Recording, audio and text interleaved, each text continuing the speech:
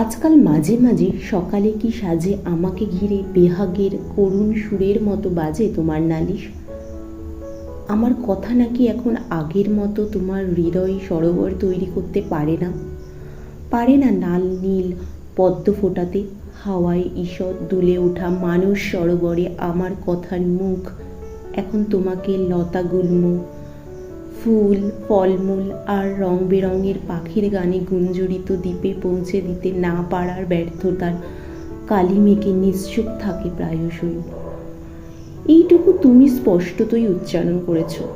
কস্মিনকালেও বাক্পটু নই আমি, প্রতিদ্বন্দ্বী হতে পারিনি কোনো চারুবাকের এই দর কথা গুছিয়ে বলার খেলায়। তুমি যথার্থই বলেছি, আমি এই লোকটা ঘোর স্বার্থপর। স্বীকার করি, অনেক কথাই সযত্নে সঞ্চিত রাখি কবিতার জন্য।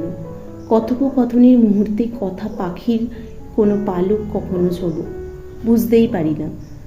পরিণামে কিছু অনাবশ্যক বেসুরো কথা অথবা দীর্ঘ নীরবতা। থাক এসব বকুনি। এই যে আমি তোমাকে ভালোবাসার মঞ্জুরি সাজিয়ে রাখি তোমার বুকে, তোমার কালো চুলের ঢালে, তোমার আসা যাওয়ার পথে, সেগুলি তুমি কুড়িয়ে নাও না কেন?